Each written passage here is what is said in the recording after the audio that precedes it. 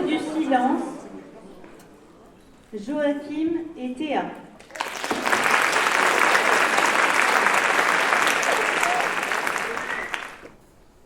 Le silence.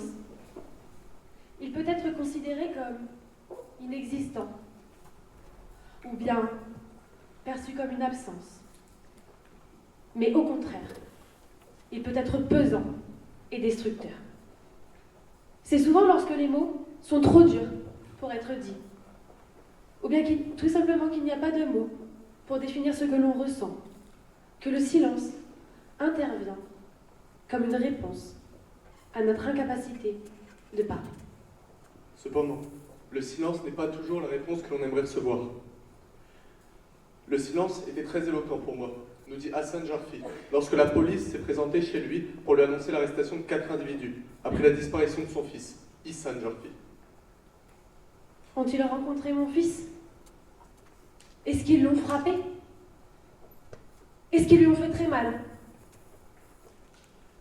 La police répondra aux 2 premières questions par des hochements de tête affirmatifs.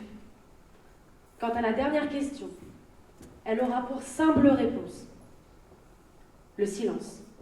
Nous sommes à Liège, au mois d'avril de 2012. Hassan est attendu à l'anniversaire de sa mère, Nancy. Mais à la grande surprise de sa famille, et surtout de son père, il est en retard. Très en retard. On l'appelle 1 fois, 2 fois, 3 fois. Répondeur automatique, puis plus rien. Hassan ne sera jamais présent à l'anniversaire de sa mère. L'homme de 32 ans disparaît le soir du 22 avril 2012, en ayant été vu pour la dernière fois à bord d'une Polo avec 4 autres hommes à l'intérieur, à la sortie d'un bar gay du centre de Liège. Car oui, mesdames et messieurs, vous pouvez dorénavant comprendre que le défaut d'Hassan était sa sexualité. Le défaut d'Hassan Jarfi est d'avoir assumé son homosexualité et donc d'avoir assumé qui il était.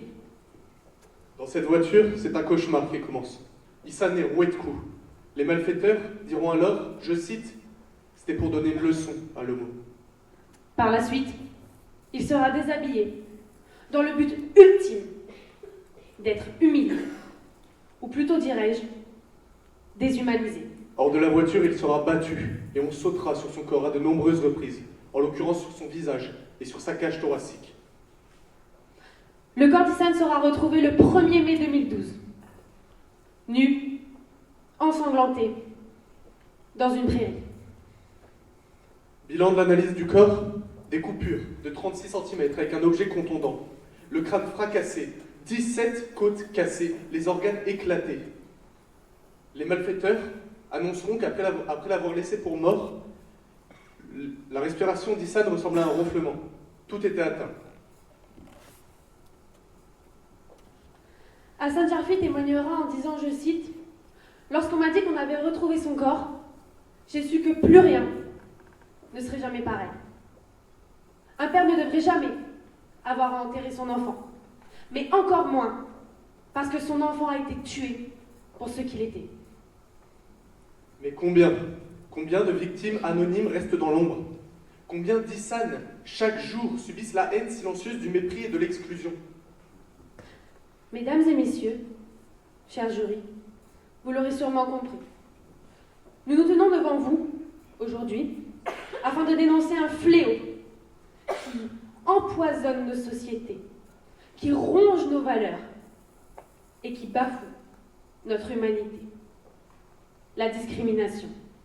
La discrimination est un traitement défavorable, infligé à une personne ou un groupe de personnes en raison d'un critère illégitime, tel que l'origine, le sexe, l'orientation sexuelle ou encore le handicap. Mais surtout, la discrimination est un délit qui s'appuie sur un motif interdit par la loi. Elle trouve sa place dans nos écoles, sur nos lieux de travail, dans nos institutions, et pire encore, dans nos mentalités. Elle n'est pas seulement une entrave aux droits fondamentaux, c'est une injure à la dignité humaine. Cependant, cette dignité, la Déclaration universelle des droits de l'homme, l'a consacrée comme un droit inaliénable.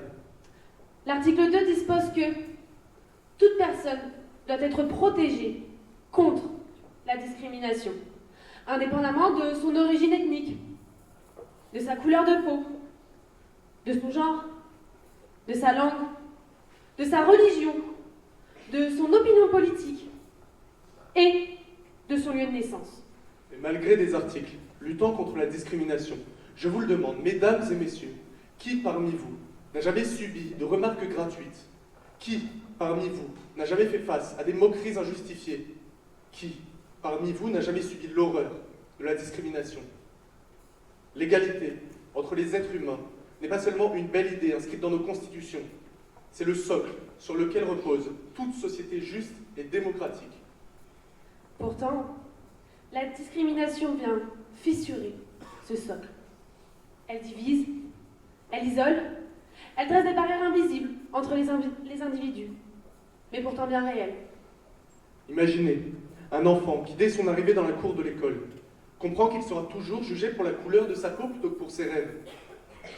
Imaginez une femme brillante, pleine d'ambition, que l'on écarte d'un poste sous prétexte qu'elle sera moins talentueuse qu'un homme, et qu'en plus, elle pourrait être mère un jour. Ces injustices ne sont pas de simples cas isolés.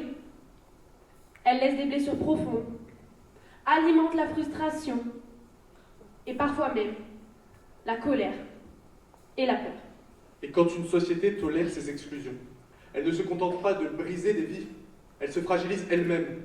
Un pays qui ferme la porte à une partie de ses citoyens se prive de talents, d'idées, d'innovations qui pourraient enrichir son avenir.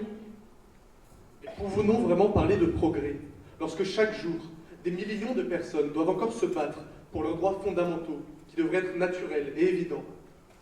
Une société où certains doivent justifier leur existence est une société qui trahit ses propres valeurs. En 2023, le service statistique ministériel de la sécurité intérieure a recensé plus de 8500 crimes ou délits à caractère raciste, xénophobe ou antireligieux, marquant donc une augmentation de 32% par rapport à l'année 2022. Selon l'INSEE, 9,1% des personnes en emploi, âgées de 15 à 74 ans, déclarent être victimes de traitements inégalitaires ou de discrimination dans leur emploi actuel. Parmi elles, les immigrés sont particulièrement touchés, citant leur origine comme principal motif de discrimination. De plus, malgré la législation imposant aux entreprises d'employer au minimum 6% de personnes handicapées, 19% des entreprises ne respectent pas cette obligation. Ceci reflète une intégration insuffisante des personnes en situation de handicap dans le monde professionnel. Derrière ces chiffres, ce sont des vies abîmées, des espoirs anéantis, des droits piétinés. Mesdames et messieurs, cela fait déjà plusieurs minutes que nous vous donnons différents exemples de discrimination. Cela paraît long, sachant que nous les avons réduits. Alors nous vous laissons imaginer le temps que cela prendrait d'analyser chaque cas de discrimination. Plusieurs ne suffiraient pas. Nous avons tous une responsabilité dans la lutte contre la discrimination. Elle ne repose pas seulement sur des actes manifestes de haine, mais aussi sur des silences complices, des regards détournés, des refus d'agir. Chaque fois que nous nous taisons face à une injustice, nous la laissons se répéter. Chaque fois que nous rions à une blague sexiste ou raciste, nous légitimons les stéréotypes. Chaque fois que nous minimisons la souffrance des victimes, nous renforçons un système qui brise des vies. Il ne suffit pas de dénoncer ces injustices. Il faut agir, pas seulement avec nos consciences, mais aussi avec nos agissements. Il faut premièrement sensibiliser les enfants aux valeurs d'égalité et de respect dès le commencement de leur éducation, en leur apprenant par exemple que la couleur de peau des copains n'a aucune importance et que cela ne doit ni être un critère ni un motif d'exclusion. Il faut appliquer plus fermement les lois. Il ne suffit pas d'interdire la discrimination. Il faut punir ceux qui la perpétuent. Nous devons rendre justice à ceux qui ont souffert, écouter leurs témoignages et refuser le silence.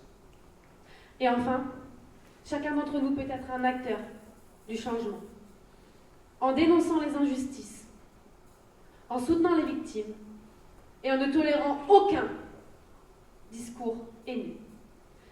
L'histoire d'Ihsan Jarfi aurait pu être évitée, comme tant d'autres. Nous avons le pouvoir de faire en sorte que ces tragédies ne se répètent plus. Luttons contre la discrimination, non pas seulement avec des lois, mais avec nos consciences, avec nos paroles et avec notre engagement. Parce que la dignité humaine n'est pas négociable. Merci.